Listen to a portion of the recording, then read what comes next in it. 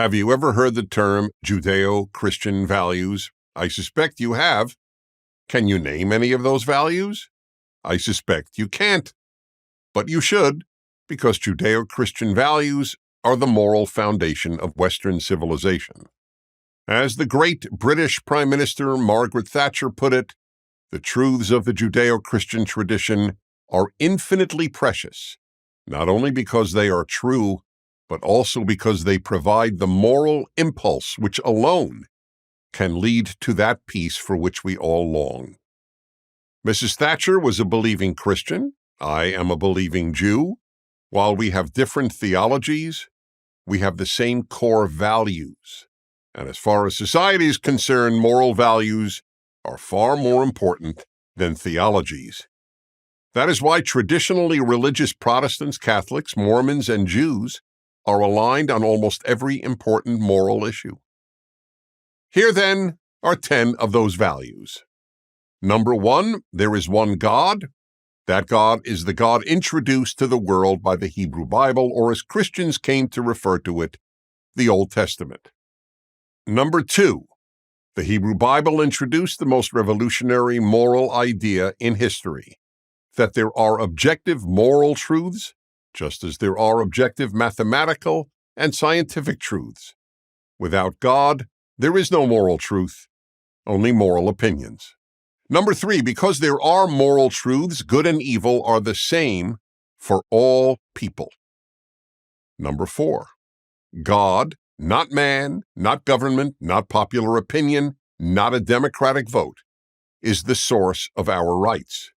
The American Declaration of Independence declares that all men are endowed by their Creator with certain unalienable rights. Number 5, the human being is created in the image of God. Therefore, every human life is precious, and therefore race is of no significance because God has no race. Number 6, the world is based on divine order, and order is made by distinctions. Among these divine distinctions are God and man, God and nature, man and woman, human and animal, good and evil. Number 7, man is not basically good. Christians speak of original sin in referring to man's nature. Jews cite what God said in Genesis, the will of man's heart is evil from his youth. Both beliefs are diametrically opposed to the naive modern belief that man is basically good. And they lead to the same conclusion. We need God-based rules to keep us from our natural inclinations. Number 8, therefore, our natural inclinations are a very poor moral guide. As religious Jews and Christians put it, don't follow your heart. A lot of terrible things have been done and are being done now by people thinking their hearts are better guides than Judeo-Christian values.